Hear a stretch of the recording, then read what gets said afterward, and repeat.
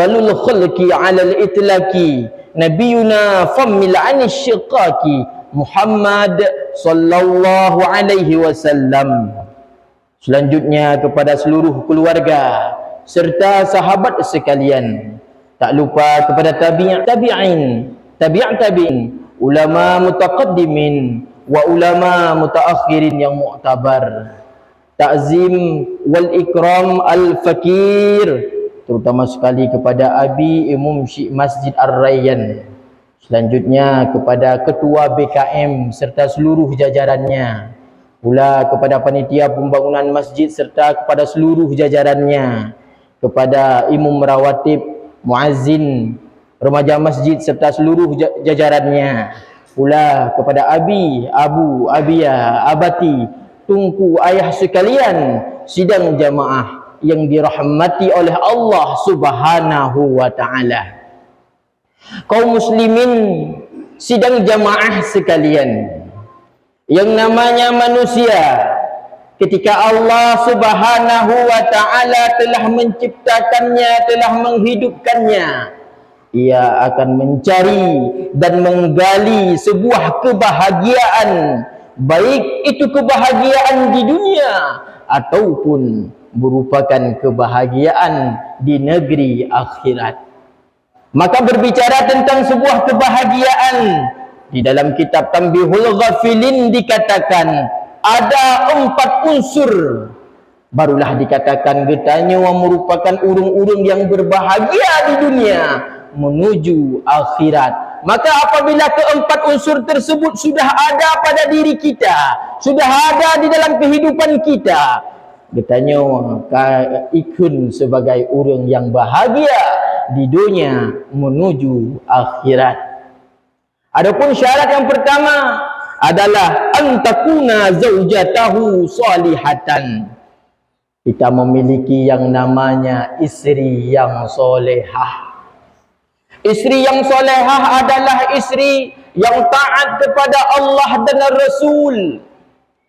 Isteri yang solehah adalah isteri yang memiliki ilmu tauhid, fikah serta tasawufnya. Isteri yang solehah adalah isteri yang selalu menjaga solat dan puasa wajibnya. Isteri yang solehah adalah isteri yang selalu taat kepada suaminya. Isteri yang solehah adalah isteri yang selalu menjaga martabat harkat daripada suaminya. Isteri yang solehah adalah isteri yang selalu patuh kepada suaminya, menjaga harkat martabat suami pula harta daripada suaminya. Maka salah satu hal yang tersirat pada isteri yang soleh yang sudah dijamin syurga oleh Allah Subhanahu wa taala, ketika Fatimah Az-Zahra gejak baginda Muhammad sallallahu alaihi wasallam, "Wahai ayahku, ya Rasulullah, siapakah kaum muslimah pertama yang masuk ke dalam syurga Allah Subhanahu wa taala?" Maka Rasulullah menjawab, ialah Muti'ah, isteri daripada Bilal bin Rabah. Merasa penasaran Fatimah Az-Zahra, kenapa Muti'ah merupakan sosok yang dijamin syurga dan paling awal tamang dalam syurganya Allah. Maka Fatimah berkunjung ke tempat Muti'ah.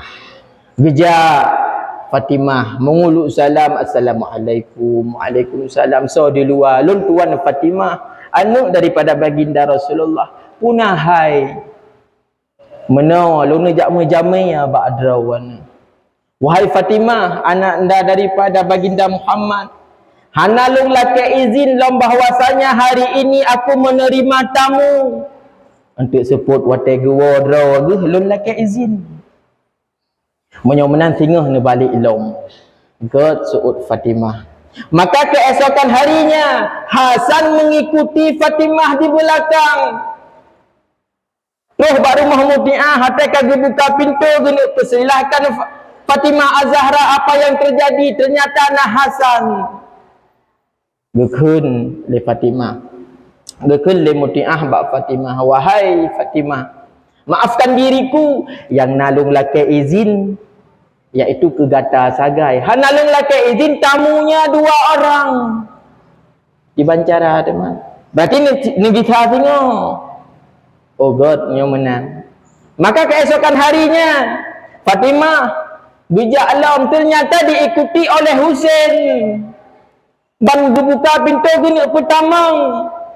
Wahai Fatimah, kan mutiah di Bancara yang nalung laki izin cit kedua dra urung sagai hanalung fikir hanane ba tu Husain. Teman di Bancara, nabi sa tengah lombah nantinya, nanti sorenya lung laki izin lombak lako lung le nenejak tengah. Maka kaum muslimin sidang jamaah sekalian, keesokan harinya Fatimah serta Hasan dan Husain gejak bak rumah mutiah.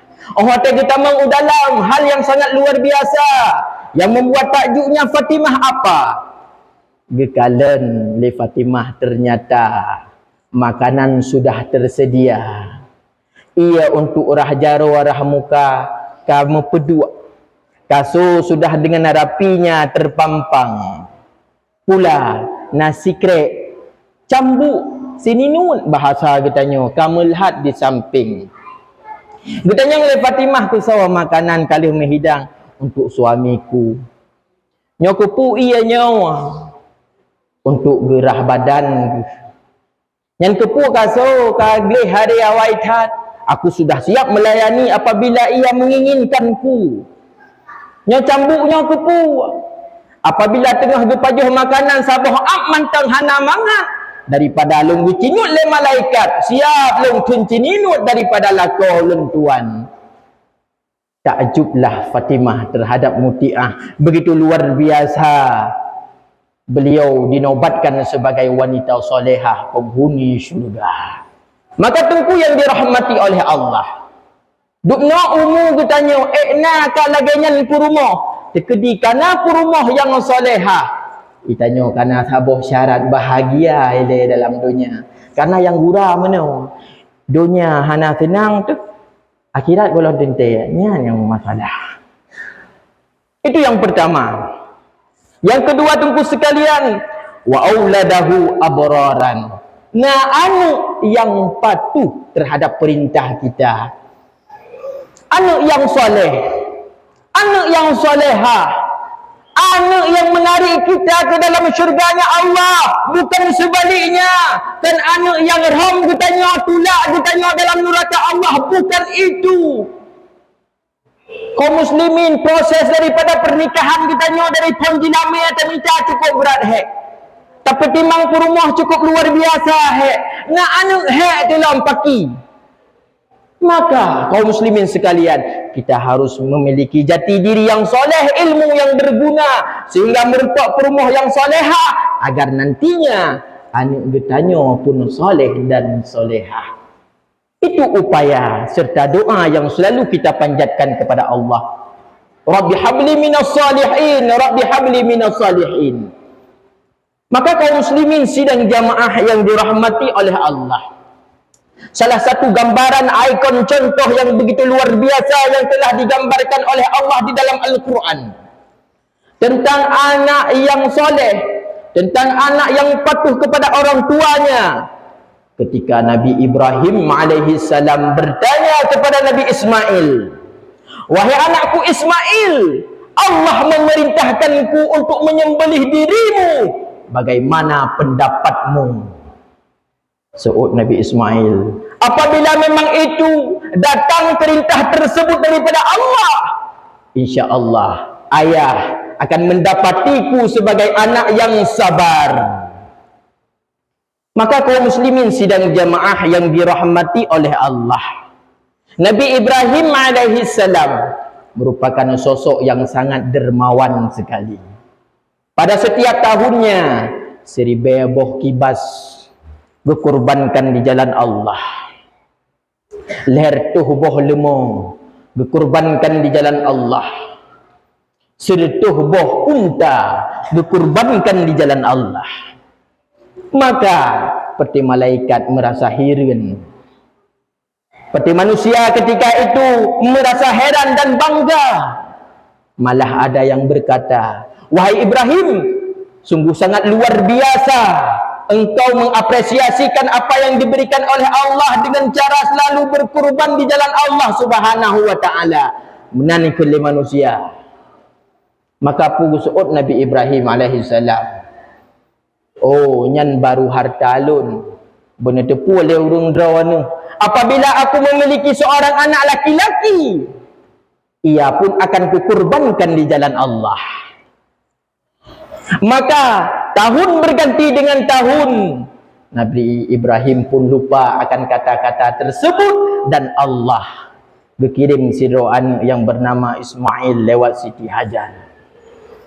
Ketika Nabi Ismail berumur 7 tahun, satu pendapat 13 tahun, Nabi Ibrahim bermimpi, wahai Ibrahim, selesaikan nazarmu.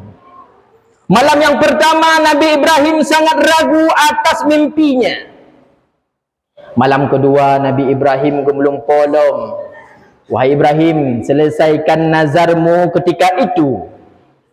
Nabi Ibrahim watengan kamu mulai kena yakin masih ragu. 50-50. Pada malam yang ketiga, wahai Ibrahim, sembelih anakmu Ismail, karena itu adalah nazarmu. Maka Nabi Ibrahim cukup yakinkah dengan informasi yang tuh melalui mimpinya? Apa yang terjadi tengku yang dirahmati oleh Allah? Gejak Nabi Ibrahim gekun bak Nabi Ismail, wahai anakku, aku diperintahkan untuk menyembelih dirimu. Bagaimana pendapatmu? Seut anak yang patuh, apabila memang itu datangnya dari Allah, maka insya Allah ayahanda akan mendapatiku sebagai orang yang sabar. Maka menyomenan gecok Nabi Ismail gebah bak Siti Hajar, wahai isteriku, nesumana wasiat Ismail pakaikan pakaian yang putih yang indah, minyaki rambutnya, bedaki wajahnya, ia akan kubawa berkunjung. Maksud berkunjung ialah berkunjung ke tempat Allah Subhanahu wa taala untuk bertemu dengan Allah. Maka ada gitu mana gepegli di dalam perjalanan proses penyembelihan, iblis laknatillah cukup kacau, cukup karu, cukup sibuk pada ketika itu. Ya rayu Nabi Ibrahim, hai Ibrahim, kata mepluh tun hana anak, ban kana anak saboh cukup tari takalan. Kata tem ya siya. Kiban cara kata. Nabi Ibrahim menjawab, ini perintah Allah Subhanahu wa taala.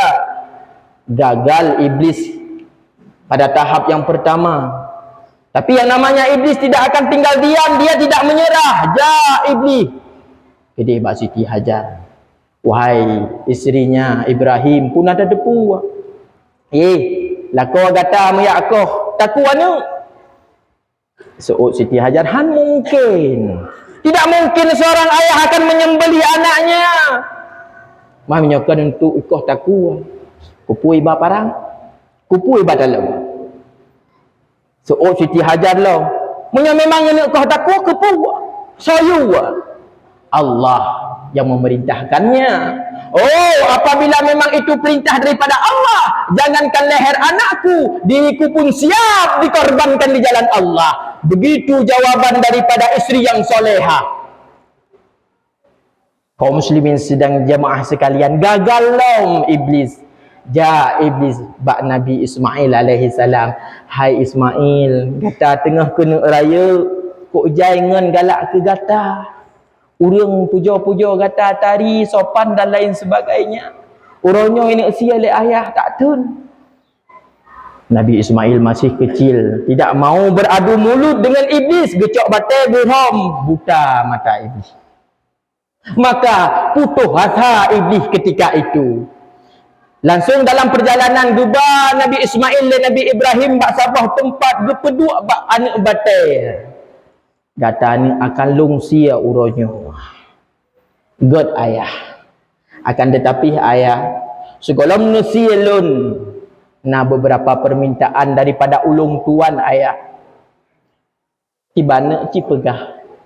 Hai ayah mertuah, apabila tengah nasielun ayah, Ni ikat ile jarolun ayah, ni ikat akilun ayah. Supaya yak bek megeriwat puah untuk awak tanya sielung susah sikin awak tejak bat tenggorokan lung ayah. Hai ayah, hai watan nengah ni sielung untuk wajah lung ayah ni perhadap uyup tanah ayah pakon. Bek nekalan ledron wajah lung merasa iba, merasa kasihan datangnya ragu ketika engkau menyembelihku nantinya ayah. Hai ayah, watan nengah ni sielung untuk nesilak bajen ayah, nesilak ijakrem ni pakon. Beipa darah ayah wate gerah bajen drone gerah iluwen drone lemak pak gebayangkan drone koh takulun ayah. Hai ayah, hai untuk ni cok bajen lun ayah, ni pasal alam sabah kotak ni pegang lagi semacam kado ayah, nejuk bak mak apabila nanti ia merindukanku gebuka bajen yang gecium geingat lun ayah.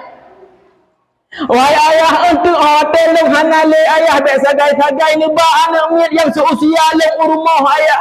Sayang ke mak rindu ke lun ayah paki lun hanale. Ayah apabila terus anak miat rumah nuyu ya Allah ayah. Bek nak trep-trep hat kepada anak miat yang seusia denganku. Nanti engkau merindukanku ayah. God menyomenan ge ikat jaro ge ikat gaki. Gue ucapkan bismillah. Gesia Nabi Ismail oleh Nabi Ibrahim. Apa yang terjadi tunggu sekalian? Halut. Wahai halutnya Allah, wahai malaikat, saksikanlah hambaku Ibrahim, ia rela mengkorbankan anaknya demi apa? Demi mendapatkan ridhaku. Bangga tat Allah Subhanahu wa taala kepada Nabi Ibrahim karena ingin melaksanakan apa yang sudah diwajibkan kepadanya.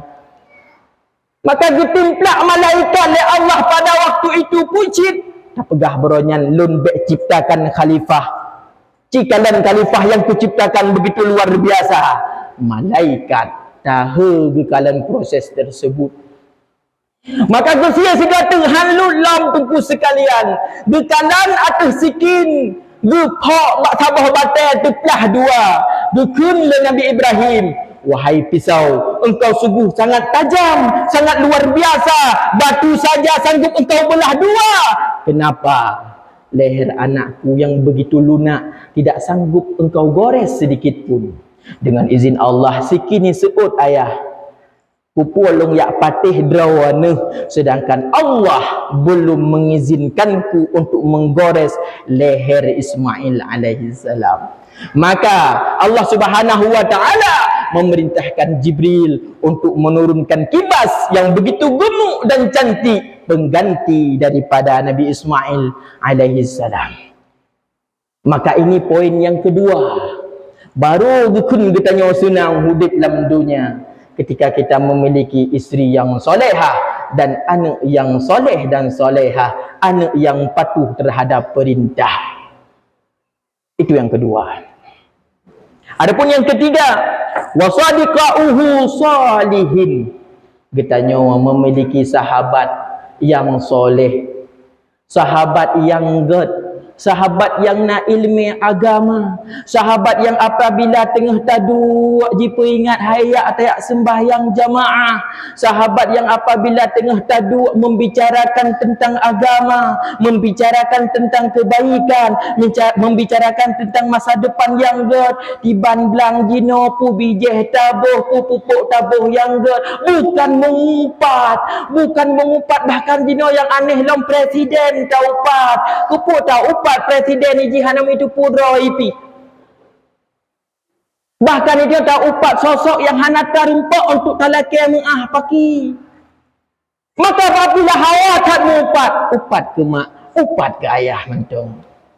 Ngogatai kat abah bak tana upat ke mak draw, upat ke ayah draw. Mangat bak talakai mu'ah, papa hala gecok ke goknyan. Kepu yang ke Jokowi.